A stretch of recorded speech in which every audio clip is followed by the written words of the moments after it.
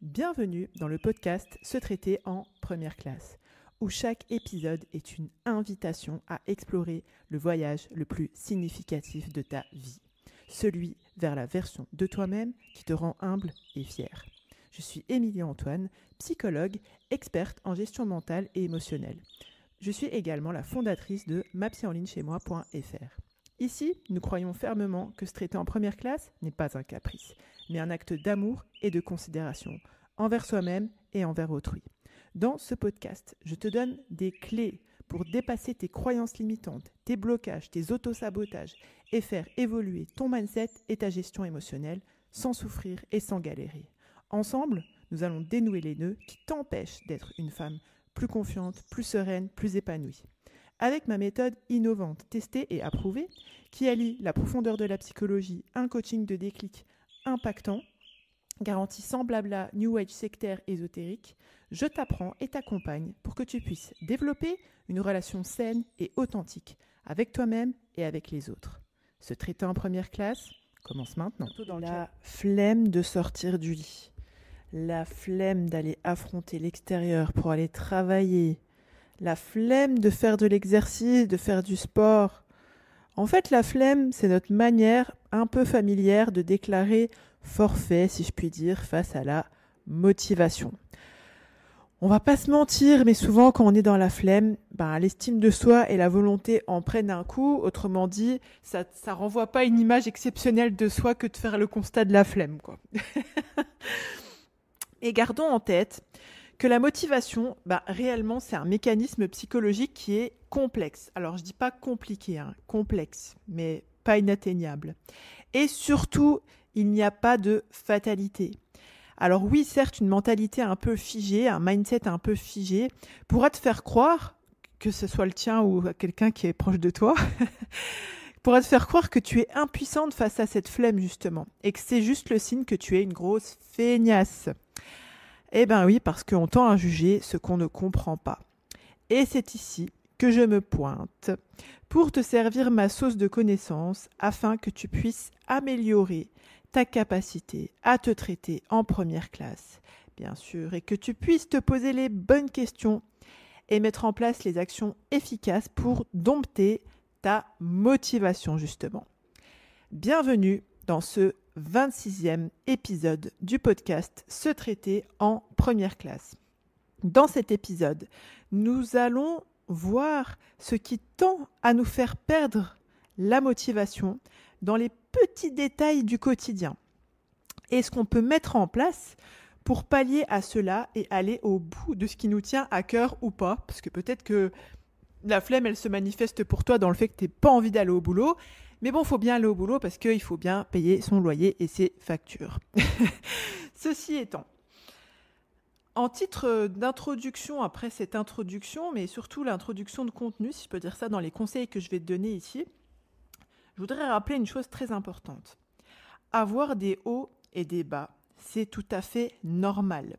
C'est pas le signe que tu chutes ou que tu n'évolues pas, etc. Ça fait partie justement de l'évolution humaine, si je puis dire, que d'avoir des hauts, certes, et des bas. Il ne s'agit pas toujours d'être up, up, up, en fait. Ça n'existe pas, ok ? La vie est ainsi faite. Et surtout, ne t'en veux pas de ne pas toujours être tous les jours au taquet. Encore une fois, c'est normal. Tu es un être humain, tu es une femme et tu deals avec beaucoup de choses. Tu as un corps. Alors pourquoi je te dis ça ? Parce que la physiologie, ta biologie, je peux dire ça comme ça, tout ce qui se passe dans ton corps, ça a un impact sur toi. Tu as un cœur. Ce qui se passe dans ton cœur, au-delà de l'aspect pompe, si je peux dire ça, pompe à sang de ton cœur, tu as un cœur, tu as des sentiments et ça joue aussi, tu as des émotions et ça joue aussi sur ta motivation. Et tu as un mental qui convient, entre guillemets, d'arroser de la meilleure des manières, et un environnement, et du coup, dealer avec tout ça, forcément, ça a un impact sur le mécanisme motivationnel. La première cause que je te propose, cette introduction étant terminée, la première cause que je te propose d'analyser, souvent en fait que je te propose d'analyser, parce qu'en fait le cœur des solutions que je vais te donner ici, ça va résider dans une analyse de ta part en fait. En fait, il faut que tu dises un truc. Ce que je te disais en introduction, c'est que souvent le raccourci qui est fait, c'est j'ai pas de motivation, j'ai la flemme, ça veut dire que je suis une feignasse. Enfin, je te grossis vraiment le trait. Mais souvent, c'est pas souvent en fait, c'est tout le temps.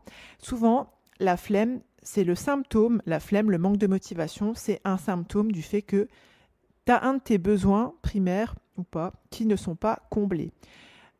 Ou tu rencontres une difficulté, par exemple, d'un point de vue physiologique. Exemple, ton sommeil n'est pas optimal en ce moment. Donc forcément, si par exemple tu t'endors tard, c'est pas forcément tu te couches tard, parce qu'on sait que même si tu es couché, tu peux avoir le téléphone dans la main et ne pas dormir. Et du coup, même si tu t'endors tard et que tu te lèves tôt, même si comme on sait que le sommeil dont on bénéficie avant minuit est plus porteur que le sommeil dont on bénéficie après minuit. Mais si tu as une hygiène de vie en fait qui fait que notamment au niveau du sommeil, c'est pas optimal, ou tu as des insomnies ou quoi ou qu'est-ce, bah forcément tu vas te lever fatigué et ça va impacter ta motivation. Donc là, c'est vraiment de se dire, ok, est-ce que j'ai pas un besoin, notamment physiologique, qui n'est pas comblé, et du coup, ça impacte ma motivation parce que tout simplement, je suis fatiguée physiquement. La deuxième cause que je te propose d'analyser, c'est en fait souvent ce qui se passe, c'est qu'on perd de la motivation parce que notre objectif manque de sens. On ne sait plus pourquoi on fait les choses. Tout à l'heure, pour entre guillemets plaisanter, je te disais, voilà, tu vas au boulot, tu sais plus trop pourquoi tu bosses, ça fait plus trop sens. Jusqu'à maintenant, tu avais, comme on dit, un travail alimentaire où tu allais et il n'y a pas de mal à ça, hein, des fois, il faut juste nourrir sa famille, si je puis dire. Mais tu vois, le fait de dire, il y a une différence de perspective entre, tu dis, ouais, je vais au boulot, je déteste mon boulot, je fais ça que pour l'argent, pour vivre, en fait, tout simplement, et te dire, waouh, j'aime pas ce taf, mais je prends ma responsabilité vis-à-vis de moi-même en payant mon loyer, ou tu vois, en payant tes courses et tout ça, ou même, en fait, j'ai des enfants, je dois nourrir mes enfants et je vais au travail pour ça, en fait. Tu vois la différence de perspective, de mindset entre les deux propositions, et des fois de revenir au pourquoi, mais en mode le vrai pourquoi, en fait. Tu vois, parce que tu veux prendre tes responsabilités, et ça c'est hyper noble, ça te permet de reconnecter avec ce besoin qu'on a de donner du sens à ce qu'on fait, et des fois en fait on voit plus le sens, ou alors c'est, comment dirais-je, on en voit un, mais c'est pas un sens qui nous nourrit, et du coup ça peut affecter la motivation. Autrement dit, quand tu retournes à quelque chose qui fait sens et qui est impactant pour toi, là en général ça a un impact sur la motivation. Une troisième cause qui peut toucher en fait, qui peut contribuer plutôt à la perte de motivation, c'est le fait que tu sois trop dur avec toi-même. Parce que ça, c'est un truc que j'ai observé mais énormément chez les femmes. Admettons que c'est un exemple que j'ai déjà cité dans d'autres podcasts, dans d'autres contenus. C'est que, admettons qu'un jour, tu ne sois pas en capacité. Je ne dis pas que tu n'es pas capable, je dis que tu n'es pas en capacité. Exemple, tu as le syndrome prémenstruel, ça se traduit chez toi par des migraines, et du coup, là, admettons tu as une migraine et tu n'es pas en capacité de faire ton entraînement de sport, ou tu n'es pas en capacité de réviser ce que tu es en train d'apprendre en ce moment. Et du coup, au lieu de te dire, en fait, j'ai juste mal à la tête, je vais me reposer un peu, je vais prendre un Doliprane ou manger des noix, je vais se faire la sieste, et ça va contribuer à ce que ma migraine passe. Et je ferai ça plus tard, soit dans la journée, soit demain. Et non, mais oh là là, j'y arrive pas, je vais encore louper. Et en mode, tu te dis, ouais, je loupe un jour, je loupe toujours en fait. Et du coup, tu te juges, t'es pas en capacité. Tu te juges pour ça, au lieu d'en faire appel au contexte, et ça te ronge. Et du coup, là, l'idée, c'est vraiment de travailler à mettre de la bienveillance vis-à-vis de soi-même, ne serait-ce qu'en se trouvant, quand je te dis des excuses, c'est pas en mode complaisante pour rien faire. C'est justement pour avoir cette approche compréhensive et bienveillante vis-à-vis de toi-même, qui va te permettre, encore une fois, de répondre à tes besoins et de pouvoir générer, alors au moins régénérer de la motivation, ou au moins ne pas lui mettre un coup de pied dans les tibias, quoi. Et souvent, le point suivant que je voulais aborder avec vous, c'est justement le fait que, et c'est lié à ce que je viens de vous dire précédemment, c'est le fait de confondre la discipline et la dureté. Ah, cette expression que j'entends tout le temps et que moi-même j'en use pour faire comprendre mon point quand j'explique des choses en coaching de groupe, notamment avec les bootcampeuses du bootcamp Ma Psy Campus, c'est que souvent on confond la discipline et la dureté, entre guillemets. Ça, souvent, il y a une expression en français qui dit « je me fais violence ». Et là, je leur dis toujours « non, en fait, tu es en train de te faire bienveillance ». Voilà. Donc, du coup, il y a cette expression qui, bon, moi je dis toujours les mots, c'est hyper important. Mais du coup, on pense que pour être discipliné, il faut pouvoir se faire violence, en fait. C'est-à-dire se forcer à faire des trucs, être en capacité de se forcer, prendre sur soi, enfin, tout ce vocabulaire un peu qui nous donne pas vraiment envie, en fait.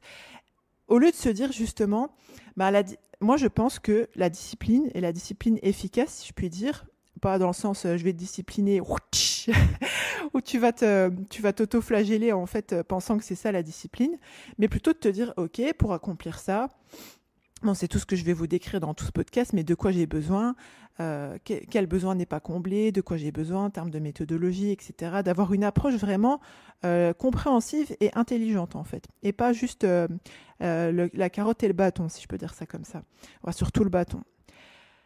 Le point suivant dont je voulais vous parler. Donc là, on en était au 1, 2, 3, 4. La cinquième cause qui peut venir nuire à ta motivation, qui contribue à ce que tu puisses perdre ta motivation, c'est que tu as un manque de visibilité sur le comment. Inconsciemment, tu as un objectif. Enfin, non, consciemment, tu as un objectif, mais en fait, tu ne sais pas trop comment t'y prendre. Tu n'as pas la méthodologie, admettons, je sais pas, tu veux écrire un livre et tu as cette volonté d'écrire un livre, mais il y a des méthodes pour écrire des livres. Et en fait, tu te retrouves face à ta feuille blanche, là. Ça me fait penser, vous savez, c'est un peu comme quand on est au collège et puis on nous demande de faire des rédactions, introduction, partie 1, introduction, développement, conclusion. Mais si on ne te donne pas, en fait, toute cette méthodologie et comment on fait une intro, comment on fait un développement, comment on fait une conclusion, toi, tu es là, tu dois juste faire... tu dois faire ta disserte ou ta rédaction et tu es en mode le syndrome de la page blanche, comme on dit. Et là, tu dis, je suis pas motivée. Ben ouais, en fait, tu sais pas comment on fait, donc forcément, t'es pas motivé. Et du coup, l'idée, c'est encore une fois de revenir à ses besoins. Admettons que tu dois peut-être te rappeler quand tu étais au collège, en fait, tu dois faire une introduction. Tu ne sais pas faire une introduction, ton besoin, c'est qu'on t'explique les tenants, les aboutissants d'une introduction. Comment on fait une introduction? Et là, forcément, quand tu vas te sentir en capacité de le faire, la motivation, elle va repointer le bout de son nez, si je peux dire ça comme ça. Et alors, du coup, là, c'est plus, en tant qu'adulte, c'est plus de peut-être passer par des formations, de se faire accompagner, de se faire coacher, etc., pour pouvoir justement avoir plus de visibilité sur le comment. Le point suivant, qui est peut-être moins pragmatique, donc là, je vous ai fait le 1, 2, 3, 4, 5, 6. Le sixième point, c'est que souvent, en fait, il y a, bien sûr, évidemment, et là, je vous ai parlé, par exemple, d'un point pragmatique, genre le comment du pourquoi, quoi. Ce point suivant, c'est plus un point émotionnel. C'est qu'en fait, des fois, on oublie qu'on avance. Comment dirais-je ? C'est quelque chose que je vois beaucoup chez les femmes que j'accompagne et c'est pour ça que je trouve que en fait, comme on oublie, l'être humain il a tendance à oublier, on oublie qu'on avance aussi. On oublie de là où on est parti, on a tendance à oublier les progrès qu'on a faits et on se focus souvent sur ce qui nous reste à accomplir plutôt que sur ce qu'on a déjà accompli. Et là, l'idée, c'est de documenter peut-être ces avancées pour pouvoir rassurer son mental. Son mental, alors quand je dis mental, c'est-à-dire dans le sens rassurer son anxiété ou ses peurs, quoi. En fait, l'idée, c'est de mettre en place quelque chose. Alors, ça peut être de faire du tracking ou d'écrire un journal ou de laisser une trace pour pouvoir se remémorer le chemin qu'on a parcouru, pour justement se rassurer émotionnellement avec des preuves concrètes sur notre capacité à progresser. Je le vois dans l'accompagnement du bootcamp Ma Psy Campus, donc ça dure 6 mois, et en général, ça arrive que les participantes, à un moment donné, comme je vous disais, la vie c'est pas que des hauts et des bas.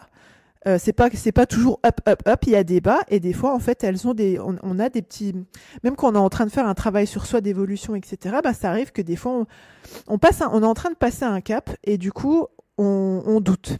Et là, ben, c'est là que ça flippe, quoi. Et là, ben, des fois, on est là pour dire, mais attends, tu te rappelles que... Et en plus, nous, on traque ça, entre guillemets, dans l'accompagnement qu'on fournit avec le Bootcamp Maxi Campus. Au début de leur inscription, on leur demande, voilà, c'est quoi tes objectifs, etc. Donc, on a des traces, si je peux dire ça comme ça, dans comment elles sont arrivées et comment elles repartent.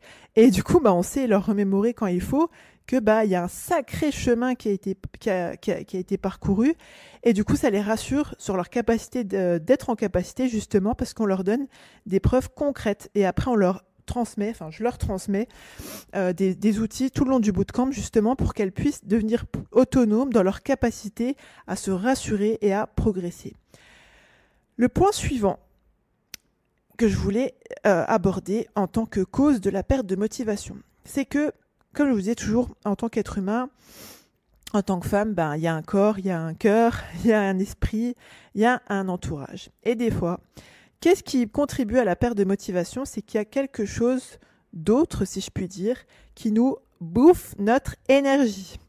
Donc, soit c'est un mécanisme plutôt psychologique et émotionnel où on dépend des autres pour se rassurer, justement. Donc, quand ça vient pas des autres ou quand on a quand on fait passer la vérité des autres avant la sienne, si je peux dire ça comme ça, c'est-à-dire l'interprétation des situations, etc. Bah ça nous prend beaucoup d'énergie.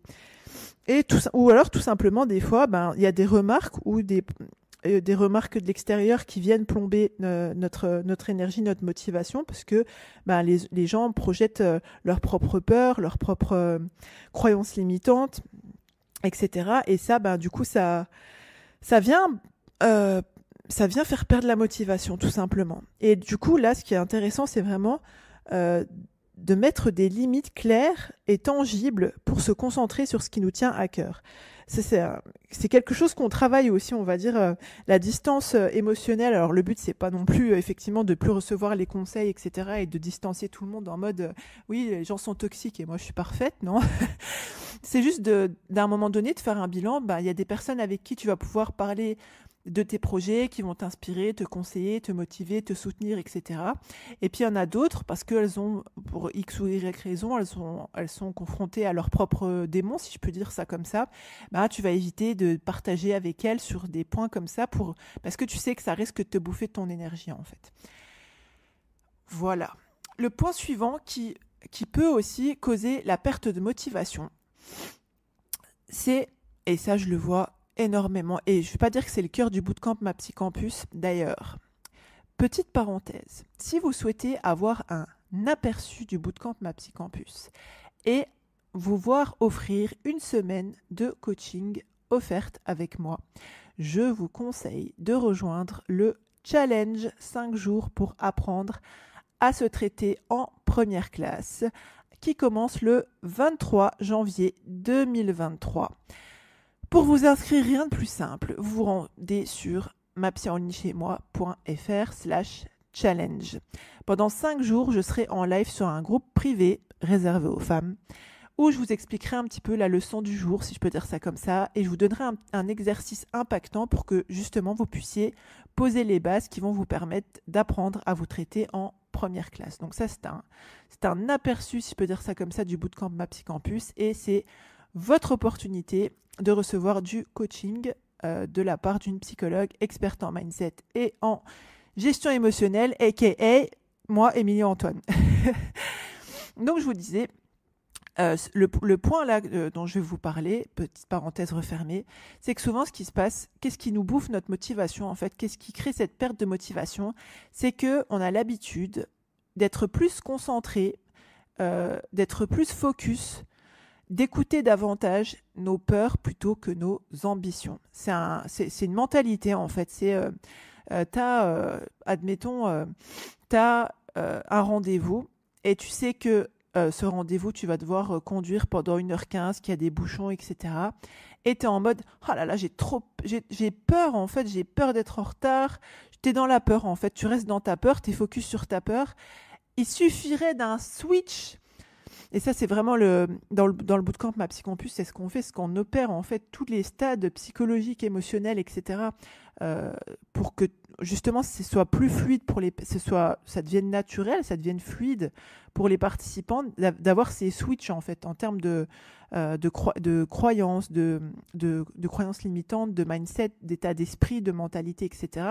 qui vont leur permettre non plus de caler leur mental, leur esprit, leurs actions sur leur peur, j'ai peur d'être en retard, mais sur leurs ambitions. Je veux être à l'heure. Il y a une différence entre tu pars dans un mood où j'ai trop peur d'être en retard ou j'ai à cœur d'être à l'heure. Donc tu vas te dire quoi ? J'ai à cœur d'être à l'heure.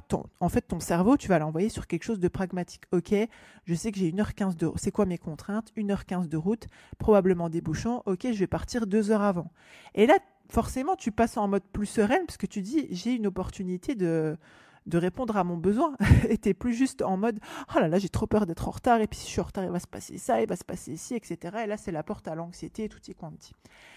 Le point suivant, la cause suivante dont je voulais te parler qui contribue à la perte de motivation, c'est que tu ne sais pas vraiment de quoi tu es capable. Autrement dit, ta conscience personnelle, je peux dire ça comme ça, là il est question de la conscience de soi, n'est pas optimale, optimisée, travaillée, tout ce que tu veux. C'est bien pour ça qu'on y passe tout un module presque sur l'accompagnement du bootcamp Ma Psycampus. Tu ne sais pas vraiment de quoi tu es capable, et du coup quand on ne sait pas vraiment, quand on n'a pas de conviction sur de quoi on est en capacité et de quoi on est capable, ben on doute. Et du coup là c'est vraiment de travailler sur la conscience de soi de manière vraiment pragmatique. Quand je vous dis ça, c'est pas juste en mode ouais, on va se répéter des phrases, ouais, je vais tout déchirer, j'ai trop confiance en moi, je crois trop en moi, etc. Non, l'idée c'est vraiment pas ça. C'est d'avoir une démarche vraiment, je vais pas dire terre à terre, hein, mais pragmatique, tout en étant bienveillante, pour pouvoir justement avoir une visibilité sur ce dont on est capable, comment on en est capable, et d'avoir après une attitude, un comportement, mettre en place des actions qui sont cohérentes avec ça, et du coup qui vont être beaucoup plus efficaces. L'avant-dernière cause que je voulais te partager aujourd'hui, c'est que c'est une erreur que j'observe aussi assez souvent, et que certainement que je peux être encline à mettre en place, c'est-à-dire qu'il y a on va dire comme ça, hein, je vais dire simplement, un mauvais mécanisme motivationnel. C'est-à-dire que, imagine, tu es avec tes enfants, bon, ça peut être, ou alors tu es avec tes amis, ou tu es avec d'autres êtres humains, quoi. Et tu voudrais, par exemple, tu es avec tes enfants, et tu veux que tes enfants, ils appellent ta mère, tu vois. Bon, on sait que les gamins, ils sont pas toujours enclins à passer un coup de fil à la mamie, etc. Et du coup, pour les motiver, si je peux dire ça comme ça, tu vas dire oh là là, viens, on appelle mamie, parce que si on l'appelle pas, elle va être vraiment, elle va être triste, franchement, elle va être triste, ou alors elle va être triste, elle va être vraiment dégoûtée, vas-y, viens, on l'appelle et tout. En gros, tu vas jouer sur un peu la honte, la culpabilité, pour pouvoir motiver ton enfant à faire quelque chose. Et en général, quand on fait ça avec autrui, on a tendance à faire ça avec nous. Oui, si... j'en sais rien, qu'est-ce que ça... Un exemple dans la vie d'adulte. Si je fournis pas mon travail, admettons, tu as une mission, ton manager, il t'a donné une mission. Ouais, si je fais pas ce qu'elle m'a dit cet après-midi, je vais avoir des problèmes, elle va pas être contente, elle va me harceler. Tu sais, tu te mets dans un mood comme ça, de peur et de tension, parce que souvent on a été éduqués comme ça, en fait, dans la honte, la culpabilité, qu'est-ce qu'elle va penser de moi, blablabla, blablabla. Et du coup, tu penses que c'est comme ça qu'on se motive. Mais forcément, alors oui, ça peut. Je dis pas que ça peut pas être efficace, c'est-à-dire que ça peut pas contribuer à te motiver. Ça va surtout creuser en fait en toi, activer en toi des choses qui vont pas être profitables à long terme.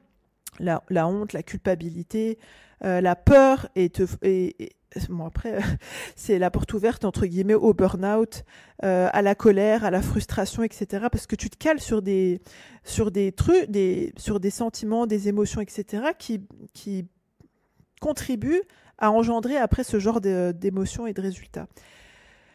Je pense que pour dire un bon mécanisme motivationnel, autrement dit un mécanisme motivationnel qui va être plus optimal, plus optimisé, c'est plutôt, là si je reprends l'exemple de ton enfant, donc tu voudrais bien que ton enfant il passe un coup de fil à ta mère pour donner des nouvelles, etc.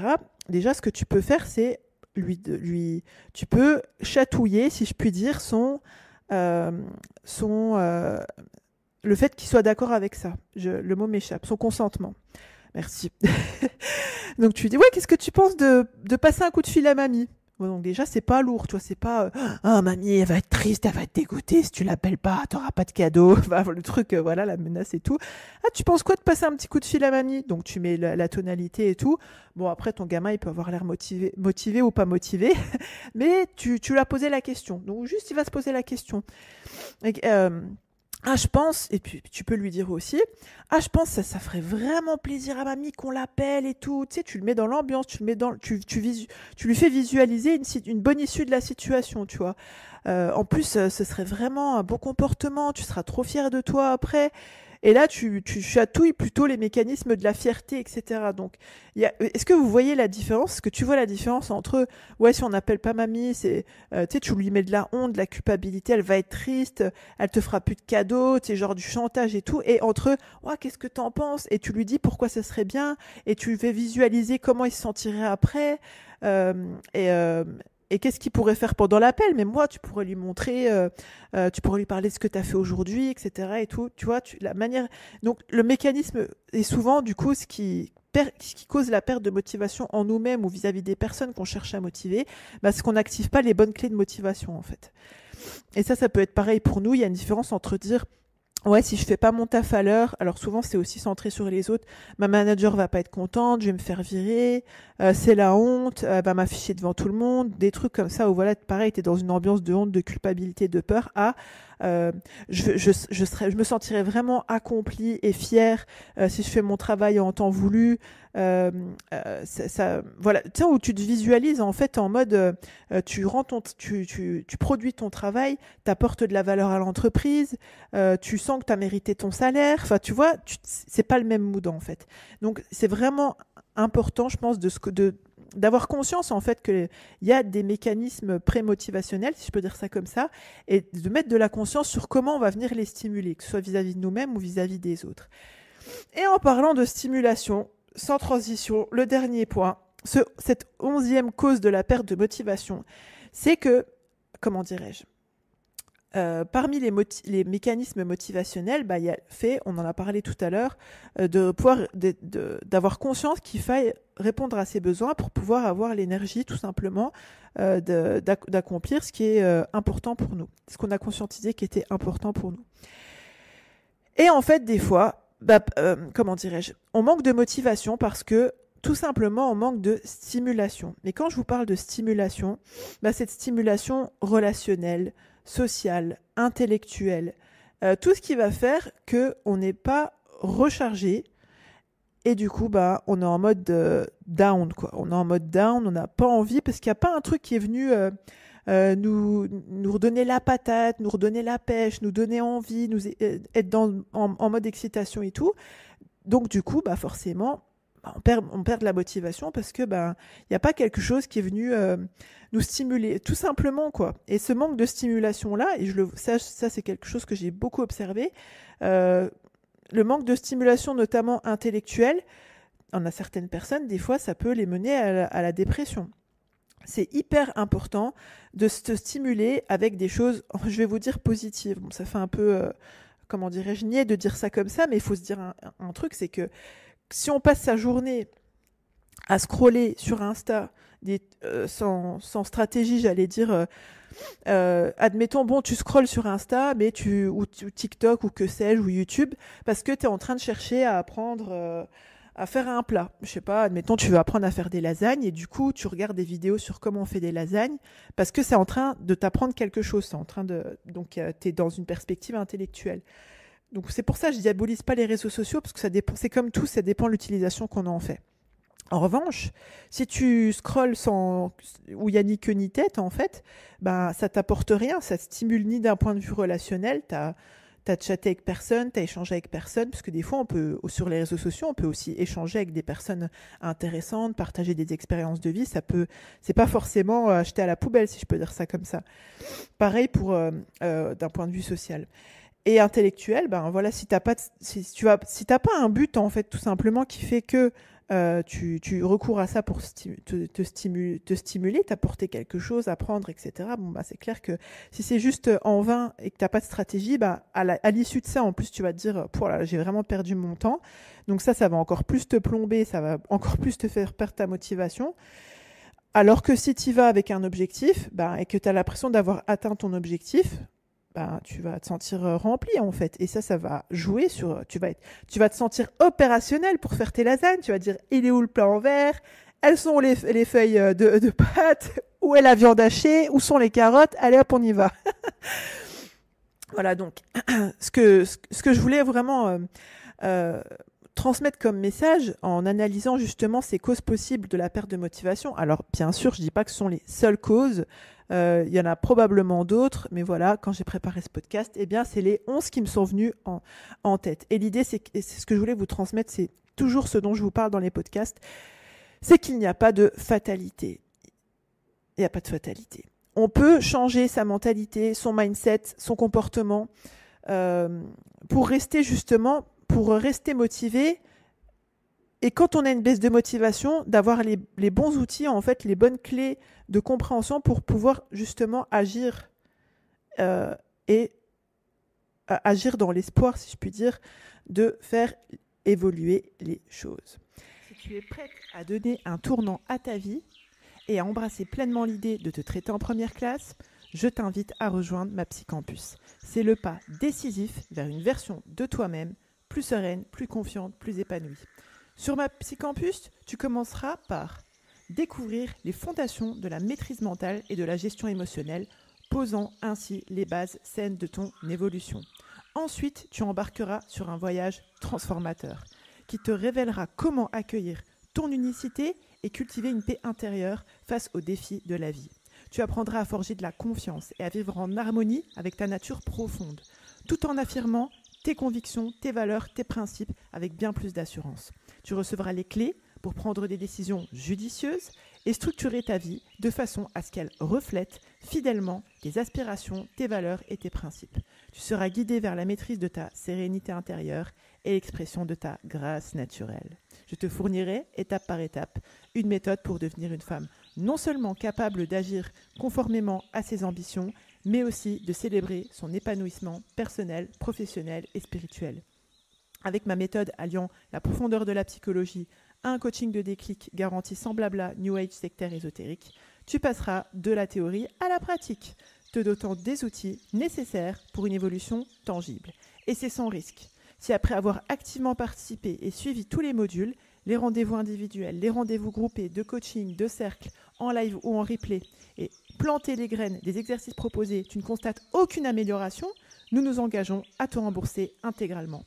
Le seul risque que tu prends en nous rejoignant sur ma Psycampus, c'est de te transformer en une version plus épanouie, plus confiante, plus sereine de celle que tu es.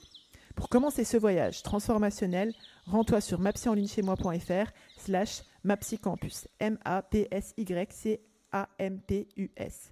Ensemble, sur ma Psycampus, nous allons débloquer ton potentiel et te guider vers une version de toi inspirée et inspirante. Tu es la première personne à bénéficier du crédit que tu accordes à ton existence. À très bientôt sur ma Psycampus.